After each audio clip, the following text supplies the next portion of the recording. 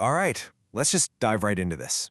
Welcome to This Explainer, where we are going to embark on a pretty intense, honestly kind of mind-bending journey together.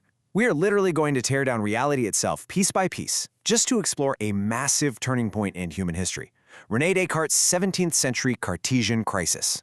So if you love a good intellectual demolition followed by a radical reconstruction, well, you are in the exact right place. Let's get started. I want to ask you a question right out of the gate here. Can you truly trust your own memory? No, seriously, think about it. Think about your absolute earliest childhood memory, the one you are 100% certain of. Can you actually prove it happened exactly the way you remember it? Or are your senses kind of lying to you? Has your brain essentially fabricated a story that you just casually accept as reality? It's a deeply uncomfortable thought, right?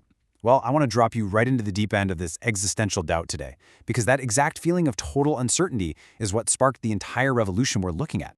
At its core, the Cartesian crisis was this massive philosophical and epistemological earthquake that erupted back in the 17th century.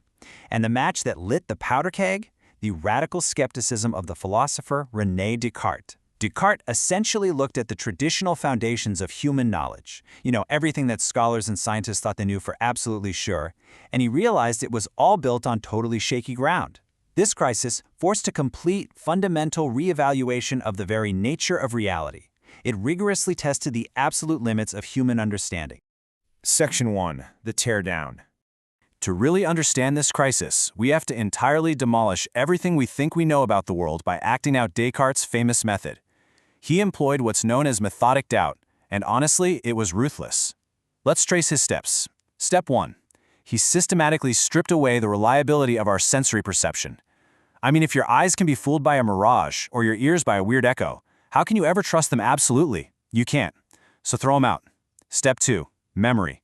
Like we just talked about, memory is notoriously flawed. It degrades, it changes over time.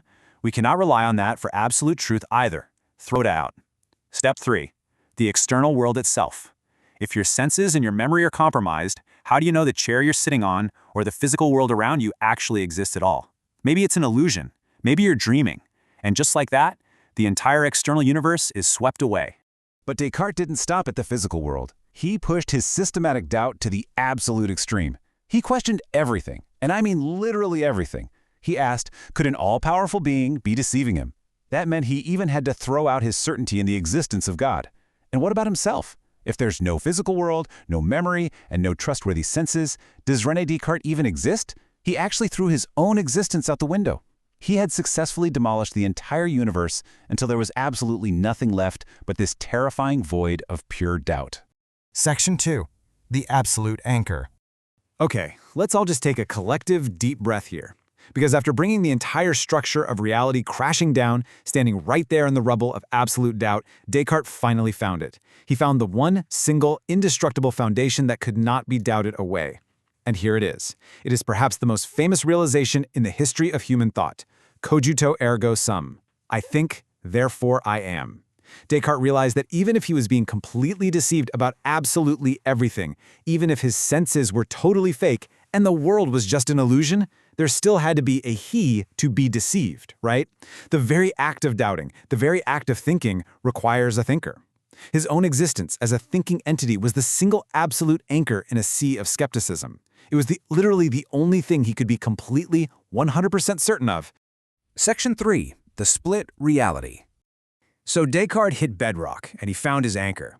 But in the process of rebuilding the universe from the ground up, he kind of introduced some serious unintended structural flaws into how we view reality. He proposed a dualistic view of the universe, famously known as Cartesian dualism.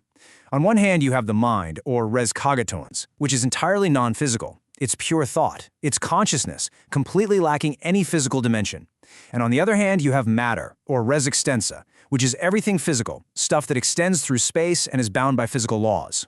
Mind and matter, two entirely separate, fundamentally incompatible realms that somehow make up our universe. But this brilliant division immediately created an incredibly stubborn complication. If the mind is purely non-physical, like completely outside the realm of space and physical laws, and the body is purely physical, how on earth do they interact? Think of it like this. How does an immaterial, weightless thought in your non-physical mind suddenly cause your very physical heavy arm to reach out and grab your cup of coffee? It's basically like two completely separate universes clumsily trying to shake hands across an uncrossable void. This specific roadblock is what we call the mind-body problem. Born directly from Descartes' dualistic view, this is the philosophical puzzle of how the distinct mind and body actually influence one another. And what's wild is that this isn't just some dusty historical trivia. No, this specific dilemma is a remarkably stubborn puzzle that has persisted from the 17th century straight through to today.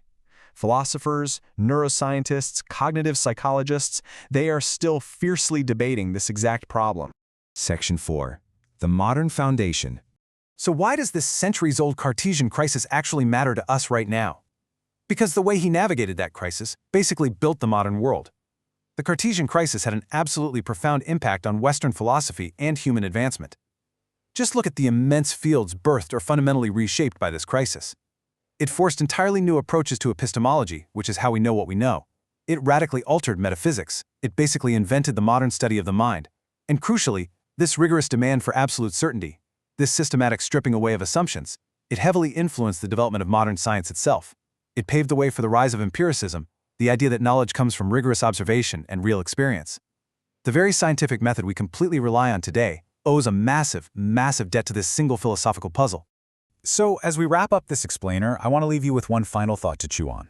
Based on everything we've just explored today about the Cartesian crisis, methodical doubt, and the unreliability of our perceptions, are you absolutely certain you are actually watching this explainer right now, or are your senses entirely deceiving you? It's a question that has echoed for 400 years, and it just proves the lasting, undeniable power of René Descartes' radical doubt. Thanks for diving into this with me. Keep questioning everything.